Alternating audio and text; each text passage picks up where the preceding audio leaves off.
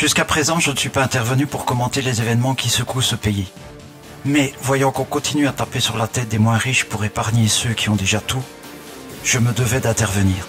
Si vous me connaissez, vous savez que je préfère me documenter plutôt que d'affirmer sans savoir. Mais lorsque l'on sait, on voudrait croire que ce n'est pas vrai. Et pourtant, ce que je vais vous dévoiler est vrai. Avez-vous déjà entendu parler de tirage de chapeau et de flat tax ? Non, ce sont des méthodes légales qui permettent aux entreprises du CAC 40 de dégager des liquidités comme et quand elles le souhaitent, de façon à faire échapper des millions et des milliards au fisc, rétribuer des milliards aux actionnaires sans que ce soit connu du grand public. Lorsque le président Hollande a entamé des réformes pour faire rentrer de l'argent, c'est là que le cauchemar a commencé. Des taxes sur les ouvriers, les employés et les petits entrepreneurs. Par contre, les grandes entreprises du CAC 40 ont exigé de l'État des backdoors, des portes de derrière qui leur permettraient d'échapper aux taxes et aux contrôles fiscaux que subiraient les moins riches. 407 milliards d'euros, ce sont les dividendes versés par les entreprises du CAC 40 entre 2009 et 2016.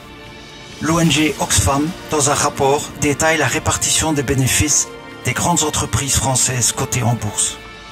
Ils sont consacrés à presque 68% aux dividendes, un pourcentage qui n'était que de 30% dans les années 2000 et de 10% dans les années 70.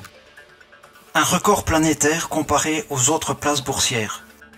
60% au Royaume-Uni, 55% de moyenne en Europe, 48% aux États-Unis. Autrement dit, la France se trouve en tête des dons aux actionnaires. Et comment y sont-elles arrivées? Grâce au copinage avec les politiciens à la tête du pays. Le rapport Oxfam dévoile que 82% des richesses se trouvent entre les mains de moins de 1% de la population. Alors que l'activité économique est en crise depuis 2008, les dons aux actionnaires n'ont jamais cessé d'augmenter. Avec les 68% donnés aux actionnaires en 2017 et en distribuant une partie aux salariés, chaque salarié en France aurait vu son salaire augmenter de 2 000 € par an. Mais non, bien sûr. Sinon que vont faire ces pauvres actionnaires? C'est tout simplement écœurant. Malgré des dizaines de milliers de contestataires dans les rues, le gouvernement ignore, rit et se marre de la souffrance de tout un peuple. Un président qui rit face à un maire qui exprime la souffrance de ses concitoyens. Parlons maintenant de la guerre. La France est engagée sur de nombreux fronts. Combien ça coûte aux contribuables français?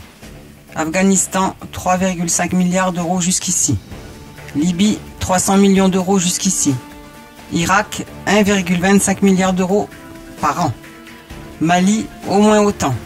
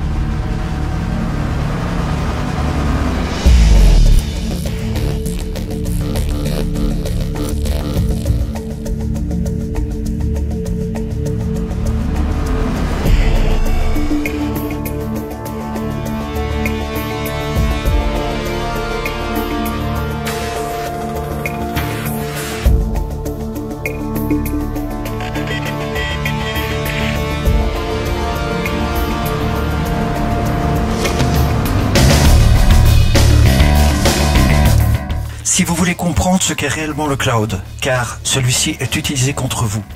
Si vous voulez connaître les moyens que l'État utilise pour vous contrôler.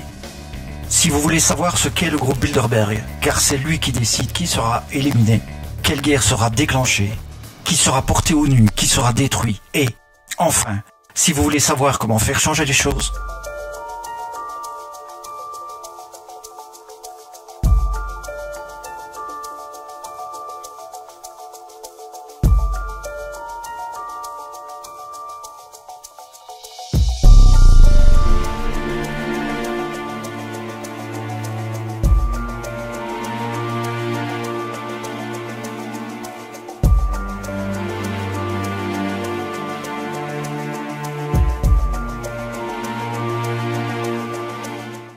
ci-dessous, vous avez l'adresse où vous pouvez vous le procurer. Il s'agit du premier volume d'une saga. C'est romancé, plein d'action, avec une histoire qui prend aux tripes. Mais le plus important, c'est que certains faits développés dans ce premier volume sont véridiques et montrent à quel point nous sommes manipulés par les puissants et les riches.